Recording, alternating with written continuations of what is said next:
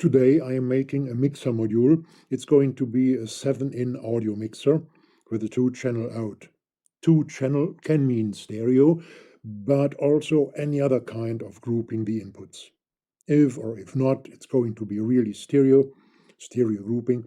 That will depend on where I send the sound from the module's outputs to a cassette deck, to another mixer, to the left-right inputs of a USB audio interface, to my DAW, and so on.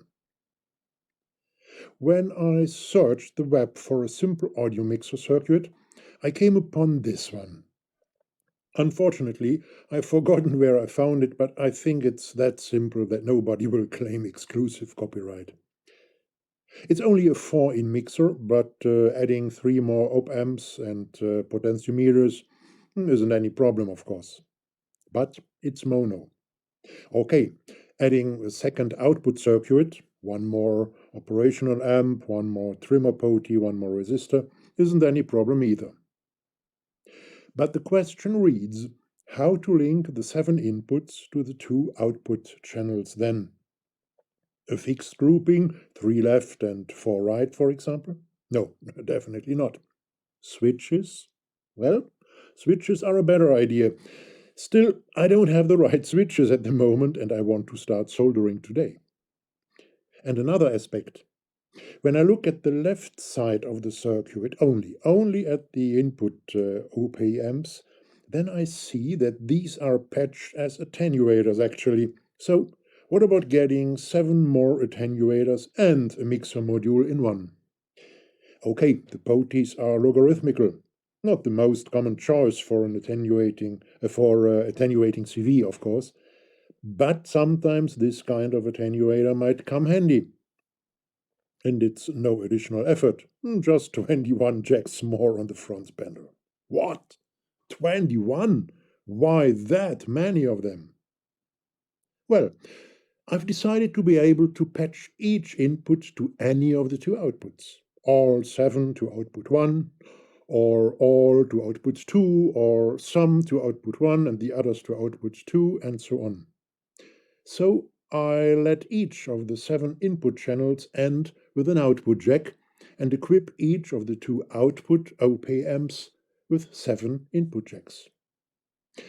I can use the input channels as attenuators that way, and I get the most of flexibility concerning grouping the inputs to the outputs.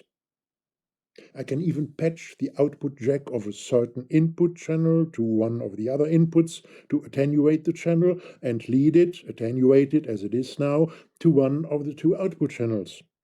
And patching a multiple in the signal flow, I can output one and the same channel unattenuated with its full power to one output channel and attenuated to the other, what is nothing else than fine-tuning the placement of the sound in the stereo spectrum.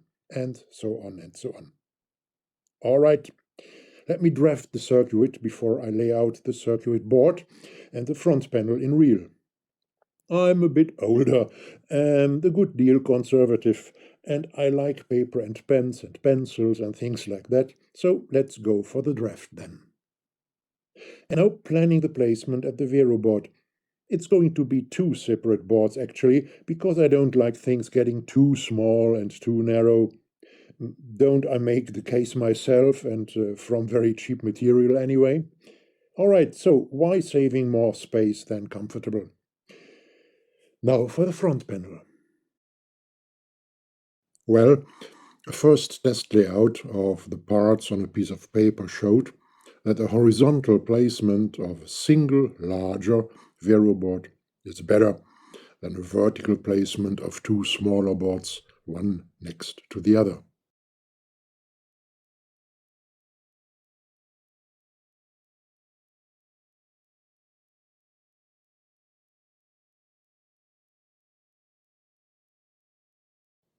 But then I decided to change the design and the system. I changed to 8-channel mono mixer plus amplifier. The 8 input potentiometers still work like attenuators, but the potentiometer at the non-inverting output belongs to an amplifier, which has an amplification factor of up to 1 to 5. And there is an additional inverting output without amplification. So what were the reasons for changing my plans? Well, after finishing the module the way I had planned it, it didn't work.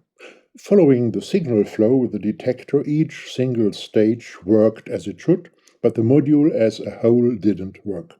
I didn't get anything out. Then I reproduced the circuit with only 2 channels on the breadboard, and everything worked fine. In other words, either the Vero board or one of the millions of cables were defective, and I really wasn't in the mood to go searching in there. So I decided to make the next step and change from Vero board or strip board to real PCB making with the next module. But for now I want to have a mixer, so I reduced the circuit to purely mono, but added 1 more channel. And I added an amplifier and an inverting output to make the mixer more useful for CV mixing too. All in all, only a few cables and less jacks, and so I got this one. By the way, I used watercolors for painting the panel in brown. Looks a bit like leather now, and after laminating the kind of color doesn't matter anyway. Well, and the module works like a dream. No distortion or anything, as long as I don't drive the amplifier to maximum, and a nice kind of distortion when I crank the amplifier up. All in all, I'm happy with the result, and I'm looking forward to learning how to produce real PCBs myself. Enjoy your day, Rolf.